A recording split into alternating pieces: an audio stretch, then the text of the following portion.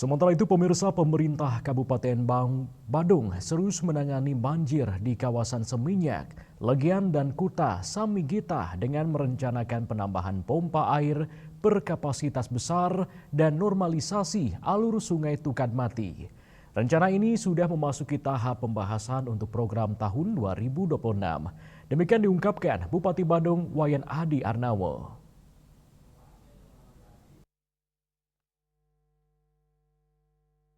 Bupati Badung Wayan Adi Arnawo mengungkapkan penambahan pompa air dilakukan untuk mempercepat debit air yang mengalir ke hilir saat curah hujan tinggi. Pemikiran itu berkaca dari hasil evaluasi banjir yang pernah melanda Bali, khususnya Badung dan Denpasar.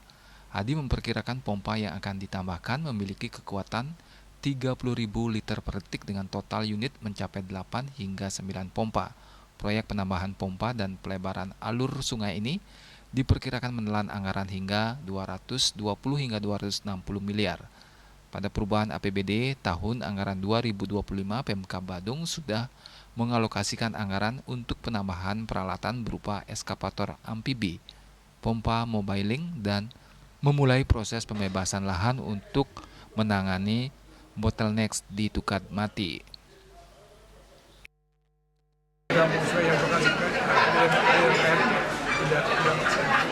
Dia melebar ke dalam nanti terjadi banjir, ditambah lagi memang ada pembangunan yang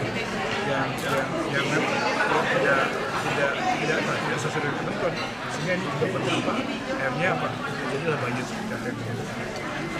Ya, sekarang anggaran mulai 2025 kita sudah melakukan persiapan termasuk juga tahun 2025 perubahan ini kita membeli namanya lagi dua amfibi ya untuk melakukan normalisasi di sepanjang sungai.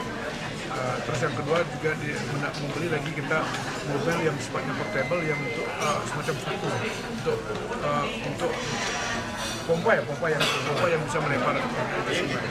Seperti itu yang kita dapat. Termasuk 2026 ini saya juga kita pesan anggaran 260 miliar lebih untuk membeli nambah pompa di hilirnya daripada sungai ya. Sungai itu sekitar kekuatan sekitar 30.000 liter per detik ya bisa dorong.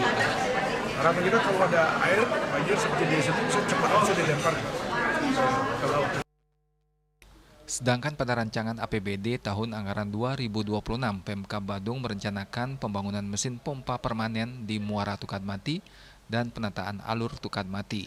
Langkah ini juga termasuk optimalisasi sistem drainase dan pembangunan drainase di kawasan Kuta dan sekitarnya.